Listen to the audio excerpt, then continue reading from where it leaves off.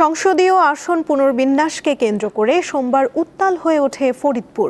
তবে সকাল থেকে এখন পর্যন্ত পরিস্থিতি অনেকটাই শান্ত। এ বিষয়ে জানাতে ফরিদপুর থেকে যুক্ত আছেন আমাদের সহকর্মী ইয়াকুব আলী তুহিন। তুহিন, গতকালের সহিংস আন্দোলনের পর কোনো মামলা হয়েছে কি? সেই সঙ্গে সড়কের সার্বিক পরিস্থিতি আমাদের জানাবেন।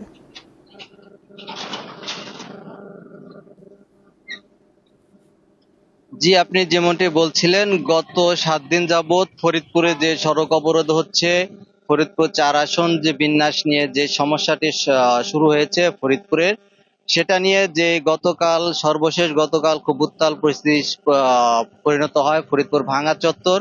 সেখান থেকে রাত অবধি এখানে স্থানীয় যে 3টি প্রতিষ্ঠানে, সরকারি প্রতিষ্ঠানে হামলা চালায় উত্তেজিত জনতা। ওয়ালটন এখন দেশের সীমানা পেরিয়ে পৌঁছে গিয়েছে 50টিরও বেশি দেশে। ওয়ালটন, ঘরে ঘরে, বিশ্বজুড়ে। পাশাপাশি কিছু সাংবাদিকদেরও হেনস্থা হতে হয় এখান থেকে। সর্বশেষ গত রাতে স্থানীয় প্রশাসন যেটা আমাদের জানিয়েছে, এখন পর্যন্ত কোনো মামলার খবর আমরা পাইনি।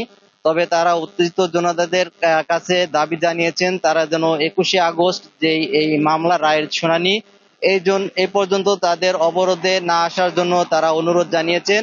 আমরা সকাল থেকে দেখতে পাচ্ছি বিভিন্ন পয়েন্টে, যে সমস্ত পয়েন্টে অবরোধকারীরা অবস্থান নিতেন সে সমস্ত অবস্থানে পুলিশের সতর্ক অবস্থান রয়েছে। পাশাপাশি কিছু উৎসুক জনতা এসেছেন, কিন্তু এখন পর্যন্ত কোনো পয়েন্টে, যে 8টি পয়েন্টে অবরোধকারীরা অবরোধ করতেন, কোনো পয়েন্টে সেভাবে উপস্থিত দেখা যায়নি।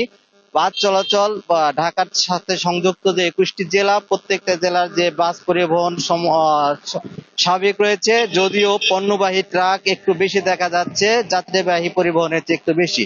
জি।